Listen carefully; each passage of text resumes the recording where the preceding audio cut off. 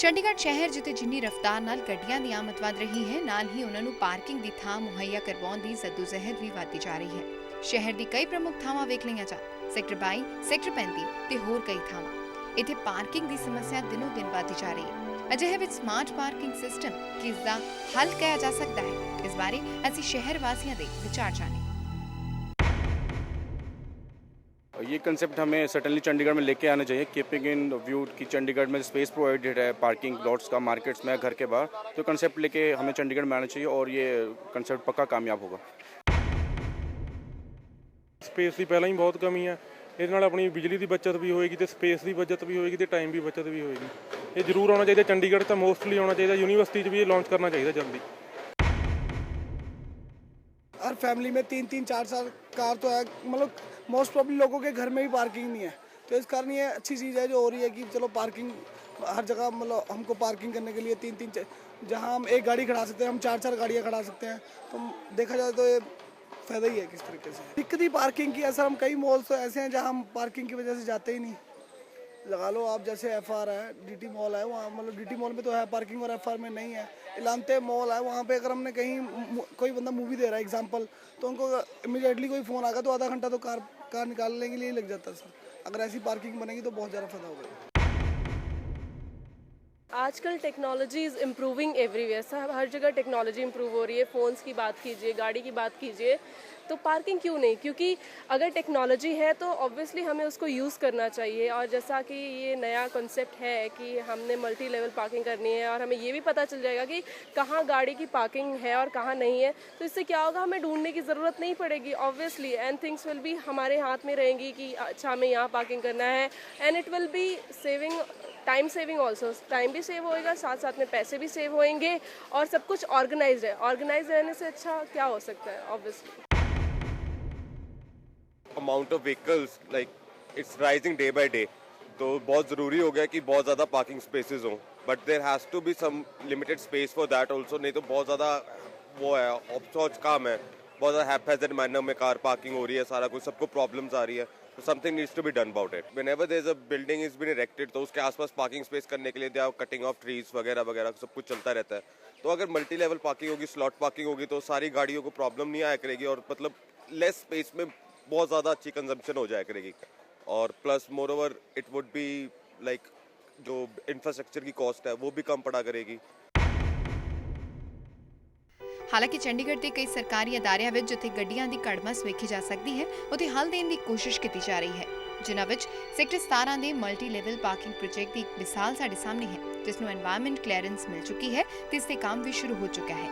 ਲੇਕਿਨ ਉਸ ਨਾਲ ਵੀ ਕਿ ਵਾਕਈ ਪਾਰਕਿੰਗ ਦੀ ਸਮੱਸਿਆ ਦਾ ਅਸਲ ਹੱਲ ਨਿਕਲ ਪਾਏਗਾ।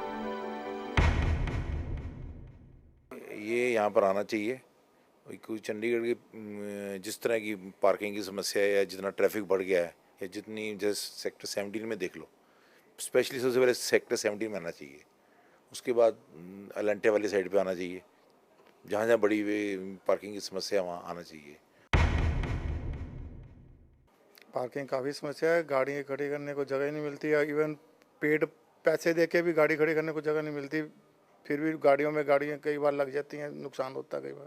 जैसे आम सेक्टरों में देखा गया, गाड़ी के पीछे दूसरी गाड़ी लगा के चले जाता, कई बार काफ़ी देर तक इंतज़ार करना पड़ता है या कई बार PCR पुलिस को भी बुलाना पड़ता है, क्योंकि वो गियर में डाल के चले जाते हैं। आधा एक घंटा तक लोग आते नहीं यहाँ पर। ऐसे पार्किंग बनने से ये लोगों को प्रॉब्लम नहीं आएगी, इससे ये बेनिफिट सबसे ज़्यादा रहेगा। ਨਿਗਮ ਦੇ ਨਾਮਜ਼ਦ ਕੌਂਸਲਰ ਤੇ ਚੀਫ ਆਰਕੀਟੈਕਟ ਵੀ ਇਹੀ ਮੰਨਦੇ ਨੇ ਕਿ ਸ਼ਹਿਰ ਵਿੱਚ ਪਾਰਕਿੰਗ ਦੀ ਸਮੱਸਿਆ ਗੰਭੀਰ ਹੈ ਤੇ ਇਸ ਤਰ੍ਹਾਂ ਦੇ ਸਮਾਰਟ ਟਰਾਂਸਪੋਰਟੇਬਲ ਪਾਰਕਿੰਗ ਸਿਸਟਮ ਪਾਰਕਿੰਗ ਦੀ ਸਮੱਸਿਆ ਦਾ ਕਾਫੀ ਹੱਦ ਤੱਕ ਨਿਦਾਨ ਕਰ ਸਕਦੇ ਨੇ ਤੇ ਇਸ ਵੇਲੇ ਸਮੇਂ ਦੀ ਲੋੜ ਵੀ ਕਹੀ ਜਾ ਸਕਦੀ ਹੈ। ਮੈਂ ਚੀਮਾ ਸਾਹਿਬ ਦੇ ਇਸ ਇਨੀਸ਼ੀਏਟਿਵ ਦਾ ਸਵਾਗਤ ਕਰਦਾ। ਇਹ ਬਹੁਤ ਚੰਗਾ ਕਨਸੈਪਟ ਹੈ। ਚੰਡੀਗੜ੍ਹ 'ਚ ਇਹਦੀ ਬਹੁਤ ਲੋੜ ਹੈ। ਚੰਡੀਗੜ੍ਹ ਨਹੀਂ, ਸਾਰੇ ਪੰਜਾਬ ਤੇ ਸਾਡੇ ਨਾਰਥ ਇੰਡੀਆ 'ਚ ਇਹਦੀ ਬਹੁਤ ਜ਼ਿਆਦਾ ਜ਼ਰੂਰਤ ਹੈ, ਕਿਉਂਕਿ ਪਾਰਕਿੰਗ ਇੱਕ ਬਹੁਤ ਸੀਰੀਅਸ ਪ੍ਰੋਬਲਮ ਬਣ ਕੇ ਪੇਸ਼ ਆ ਰਹੀ ਹੈ। ਅਤੇ ਇਹਦੇ ਵਿੱਚ ਮੈਂ ਇੱਕ ਗੱਲ ਹੋਰ ਦੱਸਣੀ ਚਾਹੁੰਦਾ ਕਿ ਇਹ ਕਨਸੈਪਟ ਕਲਕੱਤੇ ਦੇ ਵਿੱਚ ਪਹਿਲੇ ਚੱਲ ਰਿਹਾ, ਅਤੇ ਲੇਕਿਨ ਸਾਡੇ ਨਾਰਥ ਇੰਡੀਆ ਵਿੱਚ ਇਹ ਹਾਲੇ ਬਹੁਤ ਜ਼ਿਆਦਾ ਪ੍ਰਚਲਿਤ ਨਹੀਂ ਹੈ। ਤੇ ਮੈਂ ਵੀ ਸਮਝਦਾ ਕਿ ਚੀਮਾ ਸਾਹਿਬ ਨੇ ਉਹ ਵੀ ਸਟੱਡੀ ਕੀਤਾ ਹੋਏਗਾ ਤੇ ਉਹਨਾਂ ਨੇ ਹੋਰ ਵਿਦੇਸ਼ਾਂ 'ਚ ਵੀ ਮਾਡਲ ਸਟੱਡੀ ਕੀਤੇ ਹੋਣਗੇ ਤੇ ਹੋ ਸਕਦਾ ਉਹਨੂੰ ਇੰਡੀਅਨਾਈਜ਼ ਕਰਨ ਲਈ ਆਪਣੇ ਵਾਤਾਵਰਣ ਦੇ ਅਨੁਕੂਲ ਢਾਲਣ ਵਾਸਤੇ ਉਹਨਾਂ ਨੇ ਇਹਦੇ ਵਿੱਚ ਕੁਝ ਸੋਧ ਵੀ ਕੀਤੀ ਹੋਏਗੀ। ਚੰਡੀਗੜ੍ਹ ਪ੍ਰਸ਼ਾਸਨ ਜਿਹੜਾ ਮਲਟੀ ਲੈਵਲ ਪਾਰਕਿੰਗ ਬਣਾ ਰਿਹਾ ਸੈਕਟਰ 17 ਦੇ ਵਿੱਚ, ਜਦੋਂ ਉਹਦੀ ਪਲੈਨਿੰਗ ਚੱਲ ਰਹੀ ਸੀ ਉਦੋਂ ਮੈਂ ਕਲਕੱਤੇ ਤੋਂ ਸਟੱਡੀ ਕਰਕੇ ਮਾਡਲ ਇੱਥੇ ਲਿਆਂਦਾ ਸੀ। ਮੈਂ ਆਪਣੀ ਮਿਊਨਿਸਪਲ ਕਾਰਪੋਰੇਸ਼ਨ ਦੇ ਅਫਸਰਾਂ ਦੇ ਸਾਹਮਣੇ ਇਹ ਵਿਚਾਰ ਵੀ ਰੱਖਿਆ ਸੀ। चंडीगढ़ के चीफ आर्किटेक्ट साहिबा को भी मैंने चिट्ठी लिखी थी कि इसके ऊपर विचार किया जाए, तो लेकिन कुछ कारणों करके उन्होंने ये लागू नहीं कर सके। एज ए पायलट प्रोजेक्ट जिन्हों 1-2 सैक्टरों तो स्टार्ट किया जाए, क्योंकि ये मोटी मोटी गल जे आप करिए तो करीब 1/3 जमीन की जरूरत पैगी। उन्नी जमीन के करीबन 3 टाइम्स कारां जिहड़ियां वो खड़ियां कीतियां जा सकदियां। जगह की शॉर्टेज आ ਤੇ ਜਿਹੜੀ ਕੰਕਰੀਟ ਦੀ ਪਾਰਕਿੰਗ ਆਪਾਂ ਬਣਾਉਂਦੇ ਉਹ ਕਾਸਟਲੀ ਵੀ ਆ, ਜਗ੍ਹਾ ਵੀ ਜ਼ਿਆਦਾ ਘੇਰਦੀ ਆ, ਤੇ ਮੈਂ ਸਮਝਦਾ ਕਿ ਮੈਂ ਇਹਦੀ ਬਹੁਤ ਸਟਰੋਂਗਲੀ ਹਮਾਇਤ ਕਰਦਾ। ਸੋ ਸਮਾਰਟ ਪਾਰਕਿੰਗ ਪ੍ਰੋਜੈਕਟ ਵਿਦੇਸ਼ਾਂ ਵਿੱਚ ਕਾਫੀ ਕਾਮਯਾਬ ਵੀ ਹੈ। ਹੁਣ ਵੇਖਣਾ ਰਹੇਗਾ ਕਿ ਵਾਕਈ ਇਹ ਪ੍ਰੋਜੈਕਟ ਚੰਡੀਗੜ੍ਹ ਸ਼ਹਿਰ ਵਿੱਚ ਆਪਣੀ ਪੈਠ ਬਣਾ ਪਾਉਂਦਾ ਹੈ ਜਾਂ ਨਹੀਂ।